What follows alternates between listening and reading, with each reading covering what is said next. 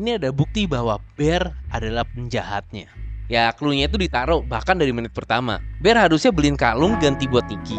Tapi yang dia beli itu malah One Wish Willow ya. Memang itu sih untuk Nikki, tapi ya dibandingkan cari tahu dan beli kalung lagi, dia langsung memilihkan apa yang cocok untuk Nikki.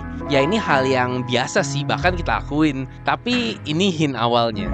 Dan soal Bear nggak tahu permohonannya berhasil itu juga nggak sepenuhnya bener ya. Dia bukannya nggak tahu, tapi ya kayak mana mungkin sih, kayak cerita fantasi gitu. Ya makanya dia sampai nyari di internet. Waktu Nikki ke rumahnya, Bear kelihatan berusaha jadi gentleman. Tapi ya ujung-ujungnya mereka cuman juga. Dan ya ngarah ke sana juga. Ya tapi berhenti karena si Nikki yang asli itu tiba-tiba balik. Reaksi Bear pas si Nikki balik itu, dia bukannya kayak bingung, bukannya kayak ya bingung sih, tapi dia bukan menanyakan kayak kenapa lu Nikki, kenapa kayak gini. Tapi yang pertama kali dia ngomongin adalah kamu yang nyium aku. Ya dia takut disalahin, itu doang. Terus pas ngobrol sama Ian pun hal serupa juga terjadi. Dia mastiin dia nggak kelihatan kayak ngambil kesempatan dari Nikki gitu. Nah terus di scene yang si Bear ngobrol sama Nikki di depan rumahnya nih, fokus Bear itu cuma satu, ngeyakinin kalau dia itu nggak take advantage ke Nikki ini. Dia nggak sekalipun nanya keadaan Nikki. Satu-satunya kalimat yang agak mirip peduli itu cuman ya glad to be there. Tapi itu pun balik lagi, itu kayak lebih ngomongin ke dirinya, seberapa gentleman dia gitu. Nah di scene that no Nikki nanya apa keadaan ayah penting. Bear jawab nggak penting.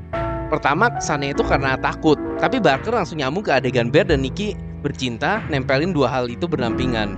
Pesannya jelas, entah itu palsu, entah Nikki suka atau enggak, sama Bear dapet Nikki, dia nggak peduli. Ini inti karakternya, dan sesuai judulnya, Bear nggak pernah mencintai Nikki. Bear terobsesi. Sepanjang film, dia nggak pernah sekalipun nanya keadaan Nikki, bahkan Nikki palsu. Waktu Bear nelfon perusahaan One Wish Willow, fun fact soal operator telepon oleh Cady Baker sendiri, sang sutradara, dengerin tanyaan pertama Bear. Dia nggak nanya gimana cara ngehapus permohonannya. Dia malah nanya, bisa nggak permohonannya diubah dikit? Diubah, bukan dihapus. Artinya dia mau nyimpen bagian Nikki jatuh cintanya, cuman mau buang kegilaannya.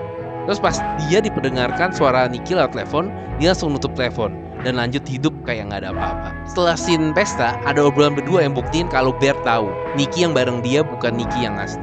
Makanya dia sempat bilang, ini nggak akan berhasil. Dia pengen yang mencintai itu Nikki yang beneran.